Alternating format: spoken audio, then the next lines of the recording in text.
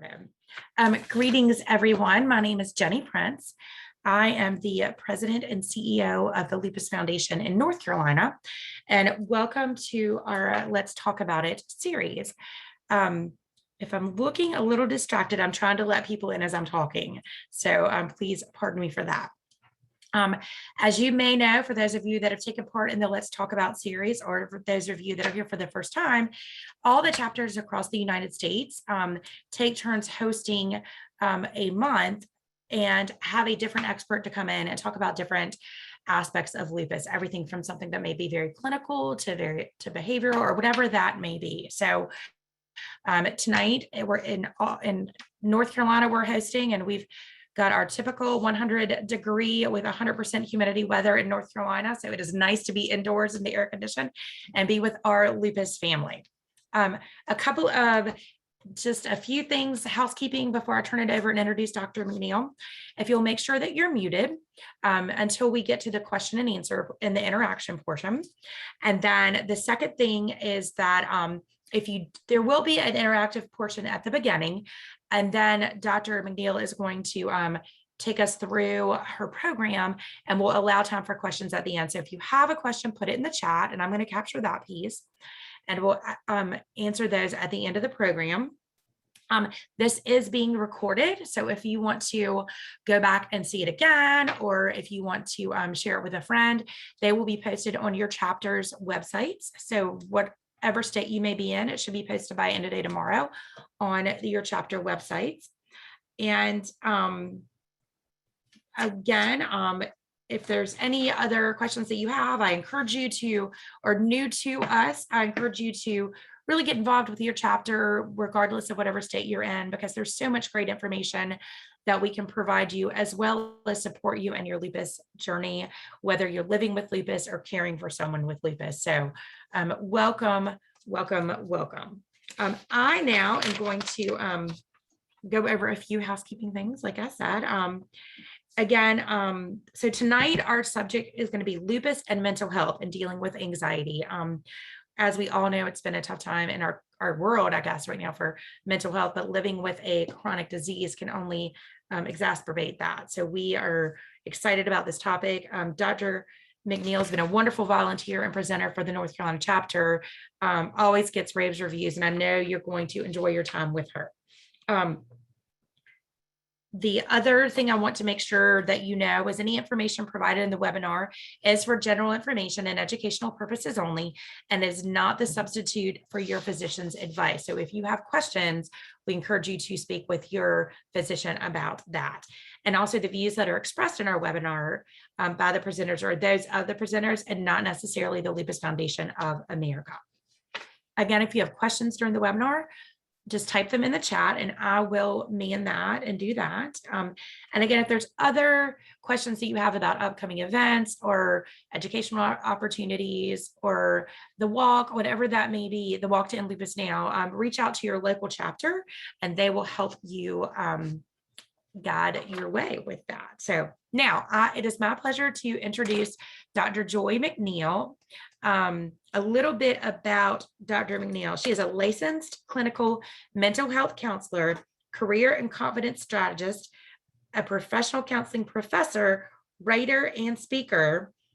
So she is a busy lady, and she is committed to equipping and empowering people of all ages to live lives of wellness. Dr. McNeil owns and operates a private practice, The Welling Place, in Fayetteville, North Carolina, which is the eastern part of our state, where it has one of the largest military bases in the country. And one of her specialties is chronic illness. She's a graduate of University of North Carolina, Chapel Hill, and she uses her talents and skills in corporate America, nonprofits, the nonprofit community, mental health, and within the military community. Dr. McNeil has had the honor to study and research extensively in many areas, including health disparities and counseling and human services. She is a lupus thriver herself. She is living with lupus and was diagnosed in 2004, which led her to do her work on her doctoral dissertation, which was entitled, "I Noticed Something Wrong: The Lived Experiences of Women of Color Who Faced a Protracted Journey to Disease with Systematic Lupus." So that is a mouthful and a lot of work, obviously, but important content. While she was doing her work, she encountered women countrywide willing to share their experiences on the road to being diagnosed and living with lupus. And her research was work that kind of catapulted her toward working with clients who experience chronic health pitfalls to develop resilience and define their lives on their terms. I've heard a lot of people say, I've got lupus, but lupus doesn't have me. So that's kind of the mindset of that. In addition, Dr. McNeil has organized conferences, facilitated workshops, and provided seminars and educational trainings in person, and a lot more online recently. And I can vouch for the fact that the North Carolina people that live in North Carolina have truly benefited from her knowledge and her passion, as well as her empathy. When she's not working, because we always have those questions, she enjoys watching football. We may not agree on the same college team in North Carolina, but we do agree on our love for our dogs. Her dog is Batty Maggie, because Maggie gets in trouble a lot. She has a podcast and she loves trying new restaurants. Dr. McNeil is committed to educating, uplifting, and empowering people toward their higher selves and beyond. In her words, she said, "It's an honor to be among all of the distinguished presenters and panelists of the Let's Talk About It series to deliver participant information that will transform and impact their world." So, Dr. McNeil, thank you so much for being here tonight. And I will now turn it over to you. Thank you so much, Jenny. I appreciate what a wonderful introduction.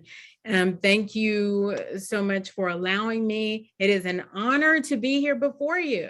It is an honor to see all of your shining faces. No matter what happened today, no matter what happened yesterday, no matter what you may think is going to happen tomorrow, what I want you to focus right now on is being right here in this moment with me. My name again, Dr. Joy McNeil, and the title of this presentation is Dear Anxiety, I Win. Dear Anxiety, I Win. Using resilience in the face of mental health challenges. Now, I'm not going to be before you long, because what I want to do is really get to the end and make sure that I give you some tools. A lot of times we get tools hither and thither, but in this presentation, I've put together what I hope is a package that you can use as you flex all the way to the end of 2021. So hello to you. Tell me where you're from. You can place that in the chat. I'd love to hear from you. Make sure you put your video, or your audio rather, on mute. And we're going to go ahead and get started. I see Florida is in the house. Philadelphia. Awesome. Wisconsin, Philadelphia, and Ohio. Yes, Wilmington. Hello. That's my hometown and close to Fayetteville. St. Louis. South Philly. Oh my gosh. Is it St. Augustine or St. Augustine? Anyway, I was there for the Christmas lights one year. Tennessee, St. Louis. Is it St. Louis or St. Louis? Meet me in St. Louis? Me in St. Louis? It's St. Louis. St. Louis. I wanted to see if the person who wrote it was going to comment. Orlando, Florida. Fantastic. It's great to see so many of you from many different areas. Regardless of where you're from and what you're going through, I just want you to know it's an honor to be before you and to talk about using resilience in the face of mental health challenges. You know, whether you're a thriver of lupus, you're a lupus thriver, whether you are you're a caregiver, you're gathering information, wherever you find yourself, I want you to know that there's something in this message for you. There's something in this message for you. And I hope that as you take away some things, that is things that you will share with others as well. So Easy. Let's start off easy breezy. 1 to 10. I want you to place in the chat. What is your current stress level? Notice I didn't say anxiety. I said stress. I want you to think, okay? So 1 is I'm enjoying life, little to no worries, I feel good. Start getting up to 3. I have some stressors. I can sleep at night. I could be worse. But by 5, I'm middle of the road. I'm trying to cope with all the things, but I'm beginning to feel it's the beginnings of overwhelm, beginnings of irritability, right? I'm stressed constantly. The to-do list is long. I'm tired. My thoughts aren't logical or rational. Sometimes it gets a bit foggy. And then 9 and 10, once we start hitting the red zone, then my stress level is out of control. I'm empty. I'm not taking good care of myself at this point. So right now I'm looking at the chat and I see 10, 3, 7, 7, 9, 3, 4, 7, 8. So a wide range, right? And this is what I expected to see. This is what I expected to see. It is a range.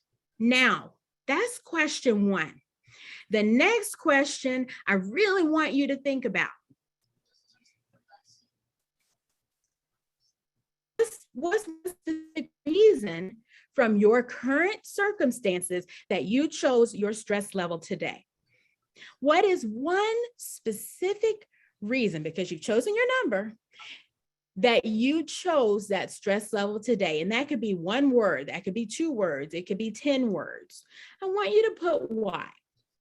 Lack of energy, juggling work and a lupus flare, depression, job. Absolutely. Absolutely. Right. You just, beach walk, fear of returning to work. So for some of you that had lower numbers, it may be because of some things that you're doing that decrease that number. Unable to control my future, death in the family, my sincerest condolences. Chronic pain, work, childcare, school, unmet expectations and constant pain.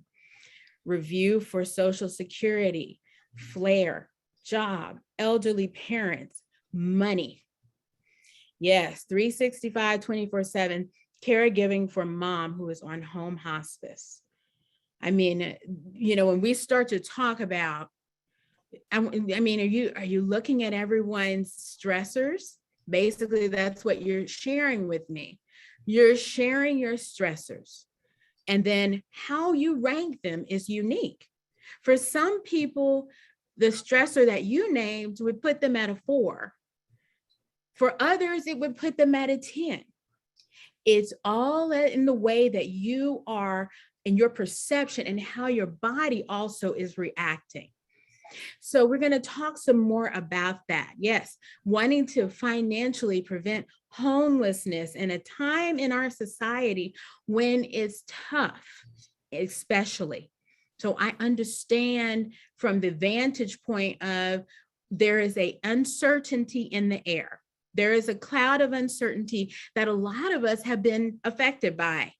When you're diagnosed with lupus, before you were diagnosed, whether you were recently diagnosed or you've been diagnosed for years, or you're caring for someone who is thriving with lupus, one of the things is there is always a cloud of uncertainty. How am I going to wake up today? What am I going to feel like?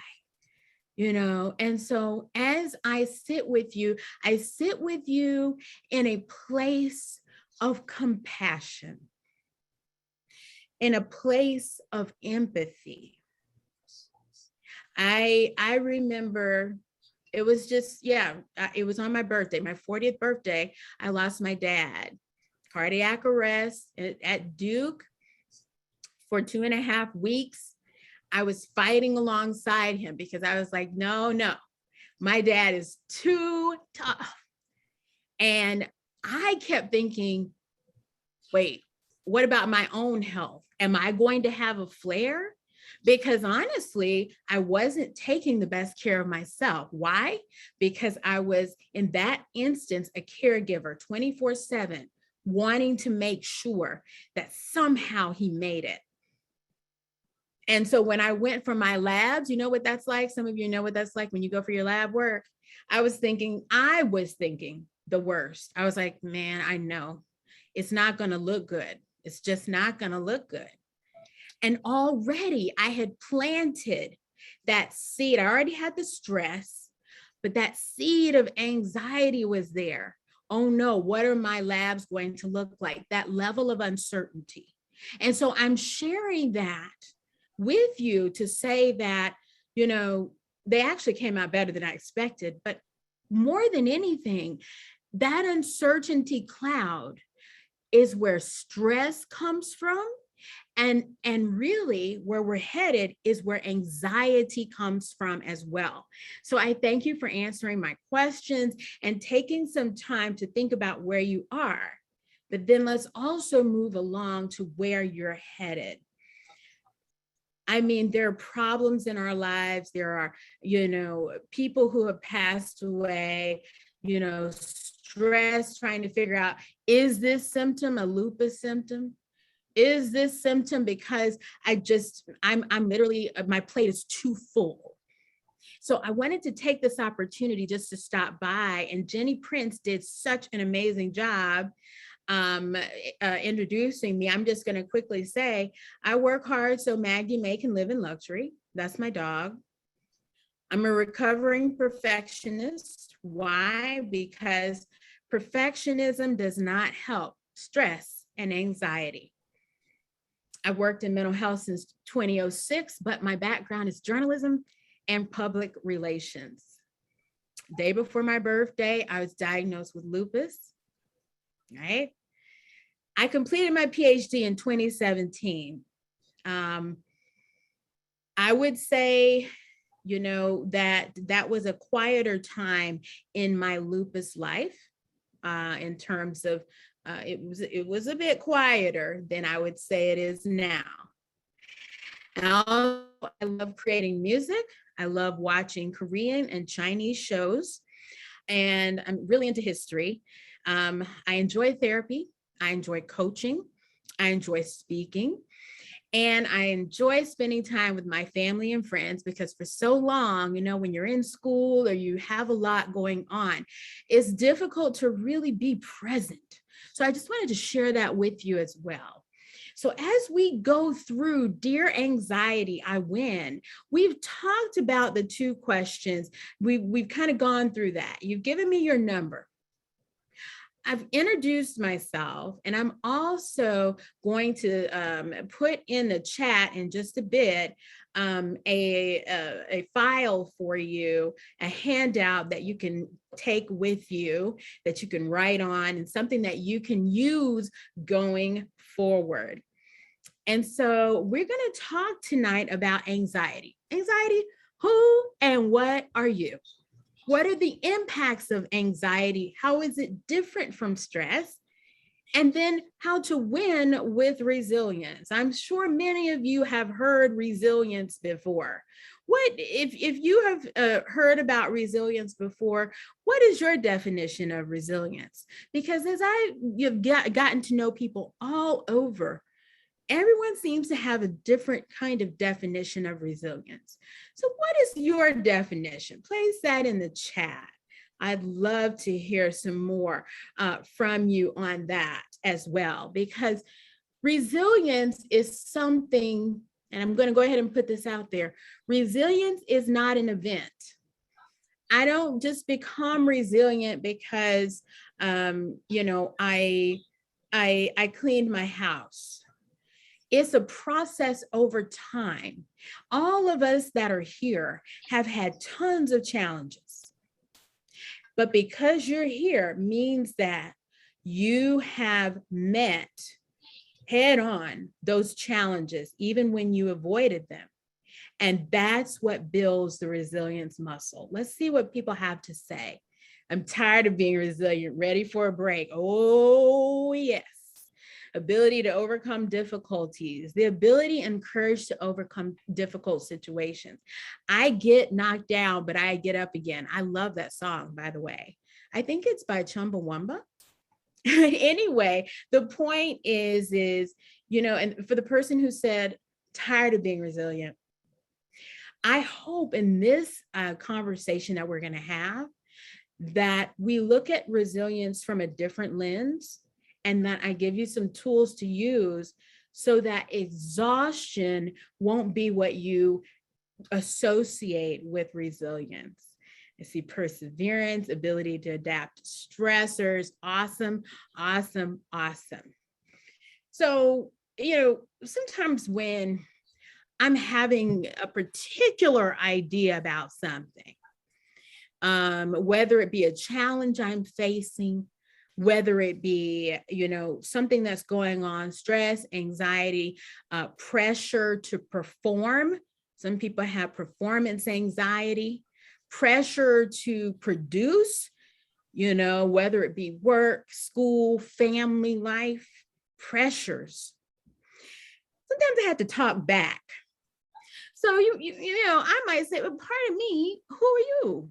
Who and what are you? And so that's the title here of this particular section. Pardon me, anxiety, who and what are you? When you think of anxiety, what's the first word that comes to mind? Go ahead and flood the chat block. What's the first word that comes to mind when you think of anxiety? Because really and truly, a lot of times we tend to look at anxiety from this, I see it, worry, fear, yep, frantic, stuck, exactly, dreadful, nervous, all these things, right? And so Mayo Clinic says intense, excessive, persistent worry and fear, there goes that word, about everyday situations. Fast heartbeat, rapid breathing, sweating, feeling tired. When you're anxious, how do you generally feel? How do you generally feel? Place that in the chat. I'm seeing stuck. I'm seeing no control, irritated, all the things, right? All the things, petrified, overwhelmed, scared, exactly. This feeling of worry, unease, typically it's about something that hasn't happened yet. Or it's about something that happened before and you're hoping, you're anxious and just hope that it won't happen again because of how you felt when it happened. Yes, like a soda can about to explode, overwhelmed. Exactly. And so anxiety says to me, I'm a tad different from stress. Now, when we talk about stress, we're talking about acute and chronic stress. Acute stress was, for example, myself putting my students into an exam for 70 minutes while I came to talk to you. I thought to myself, I hope no one has any questions because I don't have any answers for you all. I'm doing something different. And then acute stress is, you know what? There's no Lysol in the store. I need Lysol. I need disinfectant spray. Like there's no toilet paper. Oh my gosh. I don't want to have to go anywhere else. It's $40 online. I have to find. That's acute stress. Acute stress can also be things like, just knowing that you're almost on empty and just trying to find a gas station. Let's not do that. Let's not do that. Right? And then chronic stress, though, is stress over time. Stress over time, recurring stress.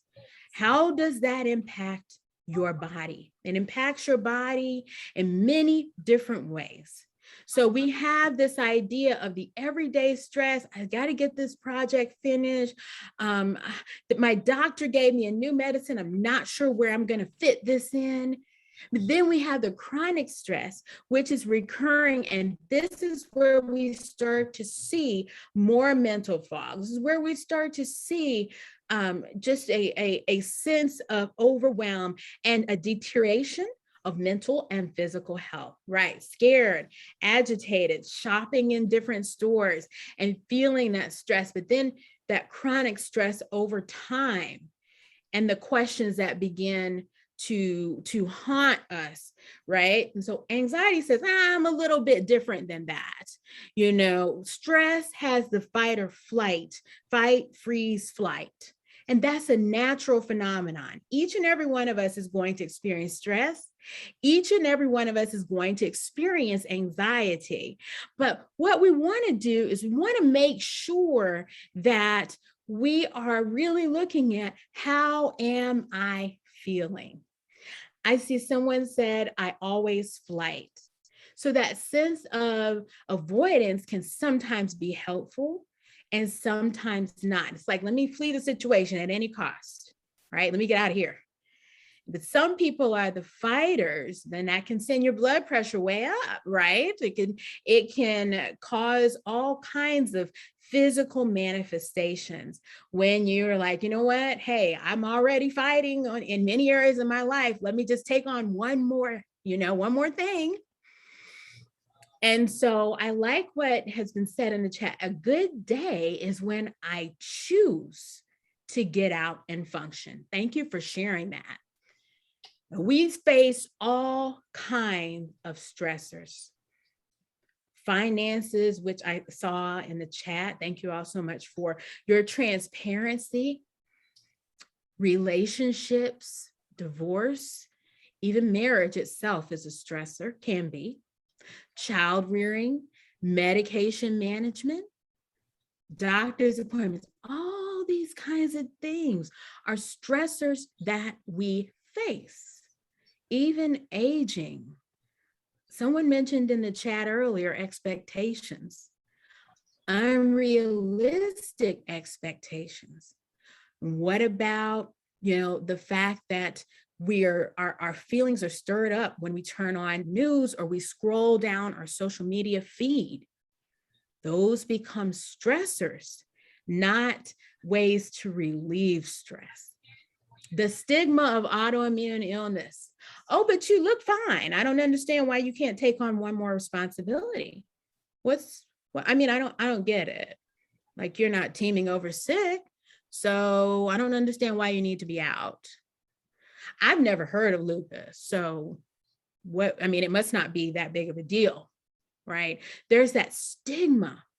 Sometimes that's attached and people don't realize. When I say a lot of times, people don't know what they don't know. And it's difficult to educate each and every person on lupus and how it impacts you as an individual. And so that can become a stressor. Being absent from work, all these kinds of things, not having family support. Thank you so much. Absolutely. And sometimes it's when we show that dissociation. But I want to ask you something. How much money would you pay to never hear the following statements? It can be so much worse. I'm telling you. Yeah, I hear you, but yeah, it could be worse. You just need to count your blessings because there's starving people everywhere. Just go on a diet and exercise and you'll feel better and look better. Don't let your emotions get the best of you. You should feel better by now, don't you think? You're not the only one who has challenges. For that, have you tried meditation? I hear it works wonders. I think you just need to relax. Just relax. That's all you need to do. You have nothing to worry about. Nothing.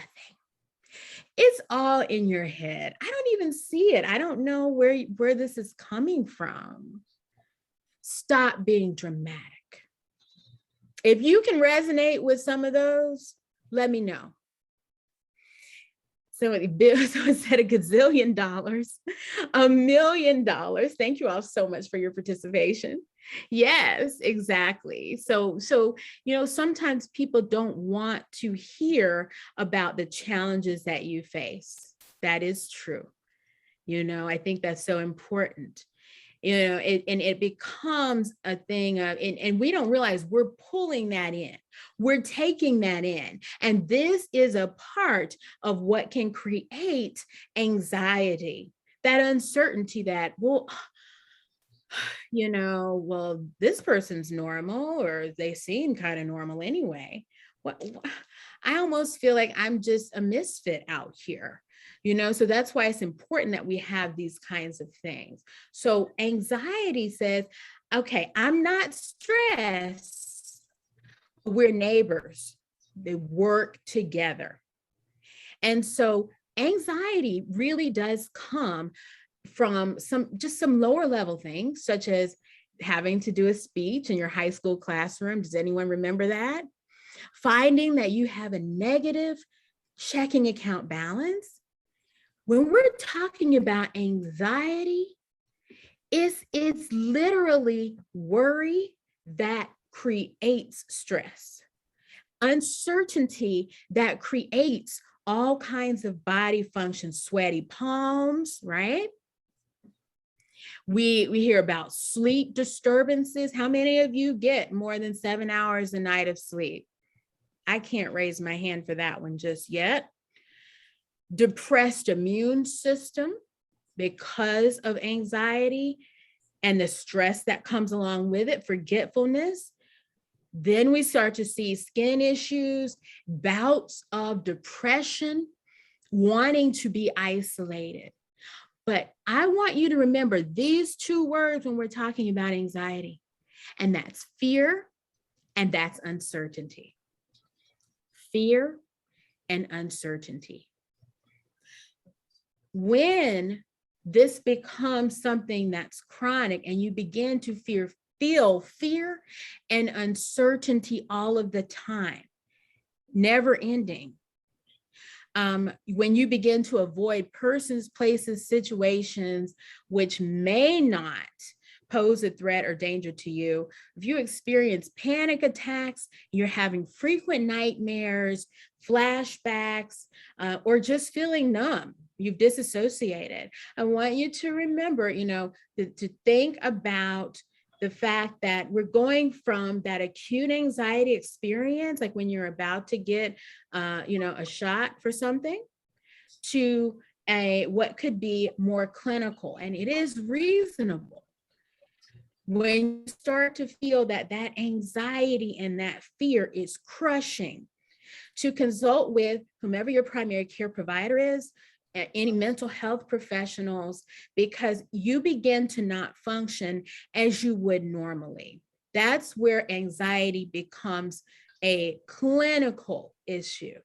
But remember, in everything we say, normal is relative, because what's normal for me may not be normal for you. And so it's important to double check. And at a time where mental health still has a stigma, it's so important to know that when you are unable to function normally because of fear, because of sweaty palms, because of uncertainty that won't go away, you're not able to really, really pinpoint what's going on. It's outside of your norm. It's important to reach out. There's that song that says, reach out and touch, right? And someone put in the chat, thank you. The pandemic has brought on a lot of stress. It has.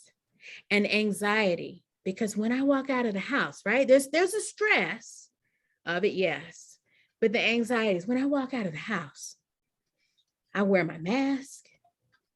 I put on my, everything I need to put on, got my spacesuit, but I can't see COVID-19. I can't see it with my two eyes. And that is anxiety. That's the uncertainty. And that's the factor that I want you to keep in mind.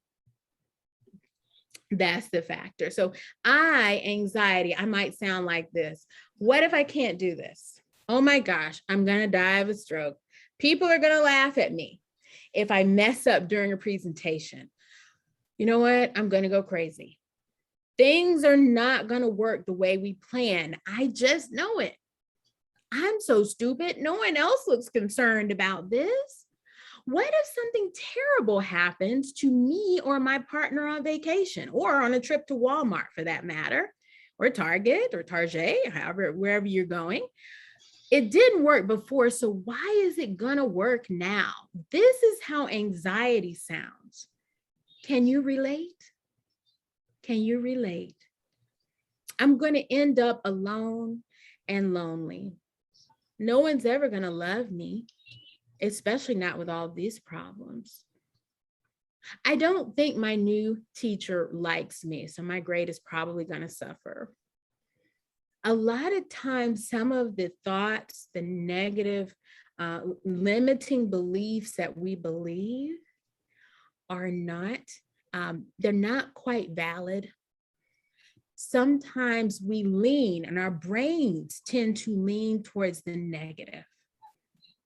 And so that creates a breeding ground for more anxiety, which we experience both physically and we experience psychologically, emotionally, and relationally. So let's talk perception versus reality. On the left side of your screen, you'll see who people think can have anxiety. Only the shy introverts. If you're an introvert and you know you're a self-professed introvert, put a 1 in the chat. Yeah, me too. I am as well. I'm an introvert. In every test, in every personality test, always, I've come to terms with it. People assume, and the perception is that those with anxiety are shy introverts. Who can actually have anxiety? Anybody, anyone, for any reason, because there are a lot of things that we experience. But as we go to the right-hand side, what you may feel like is when you are experiencing higher levels of stress and anxiety. You got a test coming up. You're not sure what the doctor is going to say. You're not sure financially where you stand. You don't know what's going to happen with your relationship. You feel like a hot mess, a broken, anxious mess. But that's only part of the story, because that little part is you, that part of anxiety. There is the yellow part at the bottom right of your screen, a million other amazing things that define you more than an illness, more than anxiety and other mental health issues could ever define you. So what's one word that defines you? And as I do that, I'm going to go ahead and hopefully I can put this in the chat block if it'll let me. We'll see if it does. It may or may not. So Jenny, I may need your help. Let me see if I can figure this out. I might be able to. I might not be able to. But I want to give you a handout. Yeah, it's the Resiliency handout. Okay, so the handouts were sent to each chapter's office, and so if we can't load it tonight, they will be emailed. They may have already been emailed ahead of time for that. So perfect. So what I want you to do is I want you to make sure you check your email for the handouts. Okay. So I see here motivated, hardworking, a friend, strong, compassionate, right? It is important in times of trial and challenge to remind yourself who you are, not just who you're not. Outgoing, kind, kind-hearted, willing to work hard to improve, always on a mission, a good friend. Great, fantastic. So I want you to take a moment and just really breathe in all of the good things that you know about you, all of the things that your gifts, your talents, your treasures the way you are. I want you to breathe that in, and I want you to breathe out all the negativity, the limitations, the limiting beliefs. I can't do this. I'll never be able to do this, that, those kinds of things. I want you to just breathe that out. Get rid of that. Shake it off. I see kind-hearted, good, strong faith, always on a mission, a good friend. All of these things are important. So I want to introduce anxiety to my friend, resilience.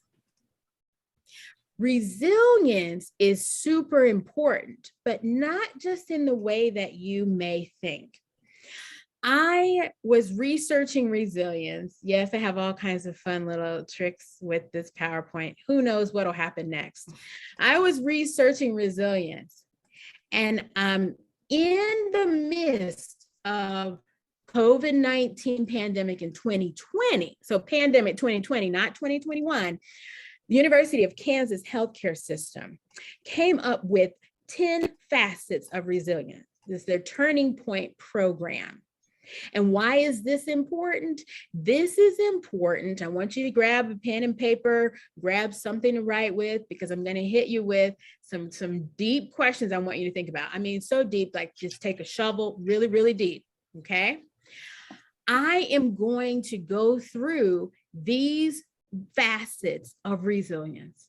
I'm so excited to introduce this too, because when I found it, I thought, wow, I've taught on this or that, self-care, being optimistic, but bringing it all together makes sense. And so University of Kansas healthcare system did an amazing job with coming up with these 10 facets that I'm going to share with you now.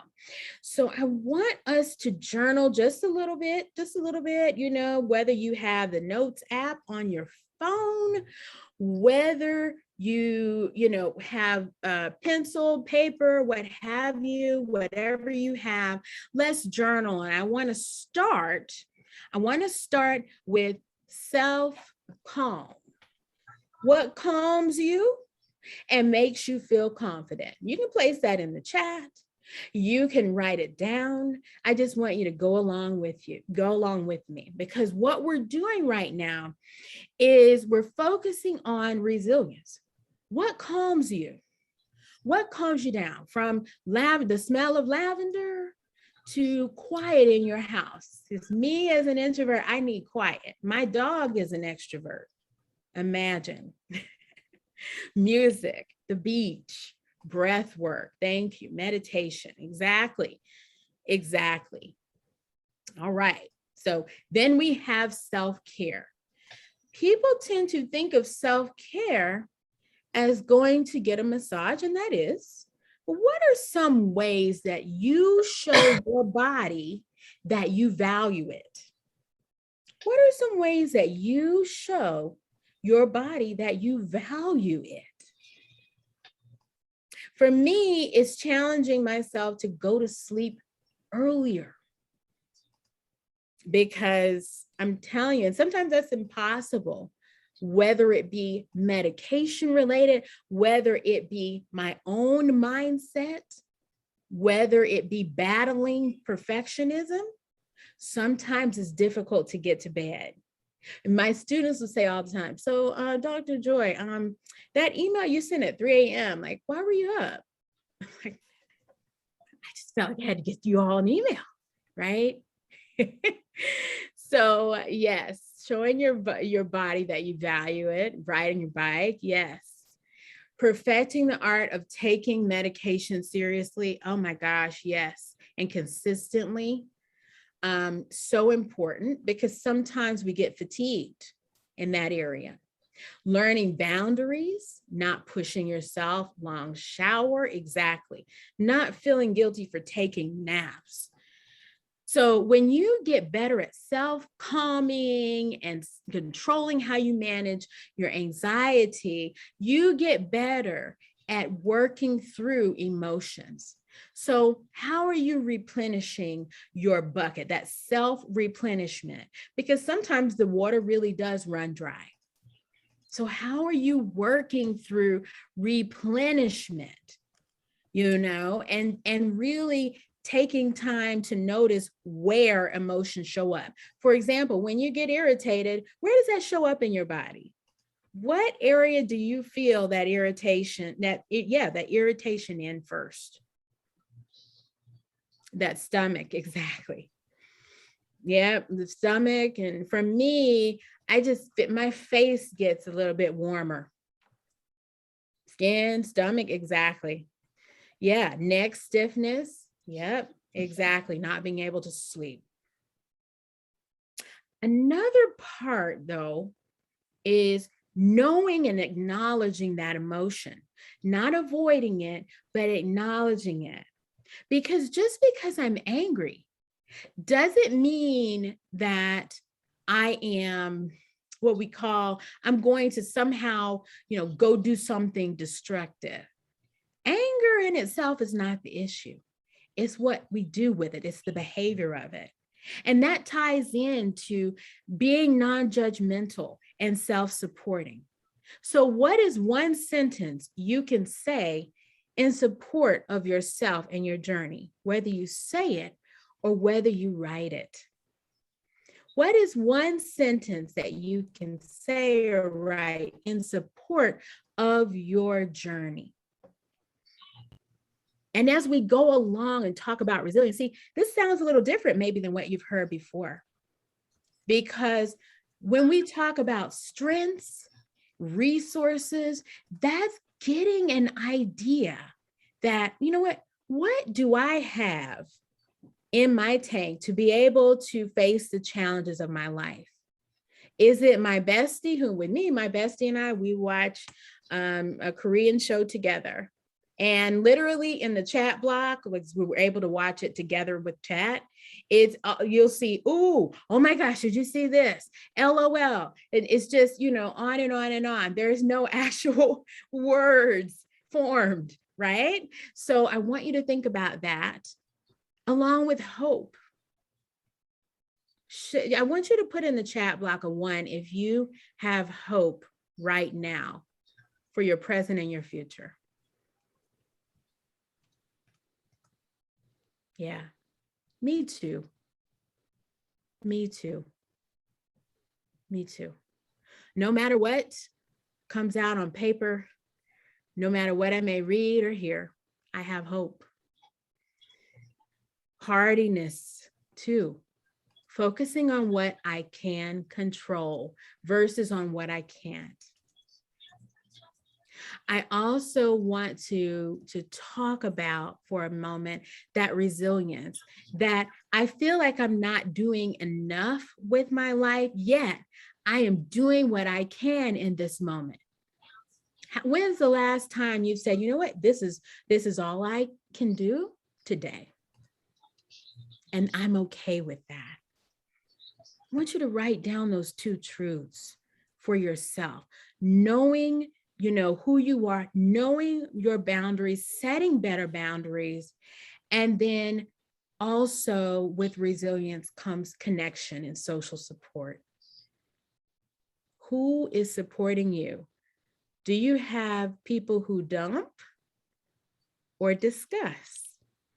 So are you taking in everyone else's issues?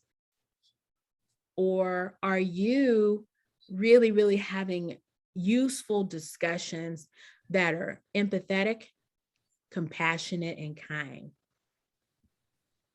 Yes, absolutely. So whether it is your faith, whether it is your friends, whether your family, I just want you to remember resilience is not just a process or event. It's so many different things. And so I just want to go back really quickly to this wheel, just real quick, to all of these things and being able to put them together and realize I have more than I thought I did. Even when I feel isolated, even when I feel like I don't have enough time or I don't have enough space or, what have you, you do. So this is how we win in the end.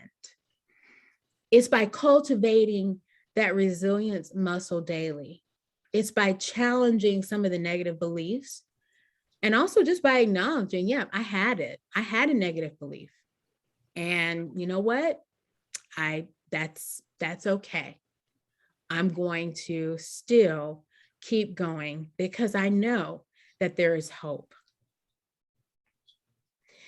Awesome. So what I want you to look at is I want you to continue with this journaling process, but the University of Kansas on their website has a resilience toolbox under their turning point, where you can find videos, interactive exercises regarding resilience. And I can tell you, it's amazing. It's an amazing site. Amazing, amazing, amazing. But when you confront anxiety, when you confront the stressors of your life, when you confront uncertainty, and the website's right here. I wish I'll make sure to put it in the chat. When you confront these things, I want you to know you win. You win because you've taken the time. You know what it's like to be involved in a challenge. And you have to really, really have faith that you will win. Not that, it's yet another beat down. No, no, no. Sometimes you got to be like Rocky Balboa, right? Get back up. Get back up. So your toolbox for resilience, in whichever way that looks, helps to decrease the symptoms of anxiety, stress, and depression that you may feel. But it's up to you to make room for mental wellness. It's up to you. And so I would love to hear from you questions and comments regarding resilience, regarding anxiety, anything else mental health related that I can answer. I would be happy to. I know we're short on time, but I'll answer as many questions as I can, whether you put them in the Q&A or the chat. I truly appreciate you all being here with me as we've gone through this journey together. Our first, yeah, do you have a question, Dr. McNeil? Yeah. And it's, how do you handle a situation when someone says it's not all about you? Great question. It's not all about you. I mean, I don't understand. Okay, so here's the biggest thing. That's it. It's life is full of many funny things, and that particular phrase, I think, is in some ways diminishing in the fact that, each person, sometimes we don't know how to talk to each other. And we're learning that more and more in the pandemic. We don't know how to talk to each other. But when someone says, well, it's not all about you, I think it's important to ask a clarifying question. So, help me understand what you mean. Because when we hear it's not all about you, it's almost like the defense comes up automatic. And so you can have that defense, but still say, you know what, I'd like to know more about what you mean. Am I coming off as though I believe it's all about me? Are you tired of hearing me talk? Can you share more with me? So those are some things. Usually when someone says something, one of the most disarming things that you can say is either, you know what, let's have this conversation later, or ask a clarifying question. That's important. Right. I think we have time for one more question. Yeah. And then I'm going to do answer kind of some logistical things. And the question was, how do you maintain order in the face of chaos when no one understands your specific circumstances? I think the most important thing in maintaining order is looking at your boundaries. I just did a presentation about boundaries, and really being able to communicate both internally and externally with people. No, yes, what have you. Yeah, no, I'm not going to be able to do that. I don't have to explain everything. So when things seem chaotic, no one seems to understand, it's important for you to then really list down what it is that you need to do for you, and to remember what it is that you can control, because that's not everything. You can't control everything. That's a good one. Thank you. The next question was more a logistical one. So I'm going to pause on that for just a second, but if y'all stick with me for like 5 more minutes, any other last questions? Maybe one more for Dr. McNeil. I see one here. Okay, just popped up. Okay. How do you not jump to conclusions? A friend doesn't text back and you assume that they hate you. Yes. So you know what? This is mental health 101. Let's say they do hate you. Now what? Here's the thing. When it comes to jumping to conclusions, remember that a lot of times we think that others are thinking about us, when just like us, we're in chaos and we're trying to pull it together. So are a lot of other people. So I tend to give people the benefit of the doubt until they show differently. When someone shows a recurring pattern of not answering text or phone or all those kinds of things, then that's when I say, you know what, I may need to reevaluate this person's role in my life, and that's mine to do. That's my choice. So I hope that helps. I think that is. Thank you so much. Dr. McNeil, I always love spending time with you. I think the activity in the chat shows just what a great session this was for us to each learn from and benefit from. So thank you for that.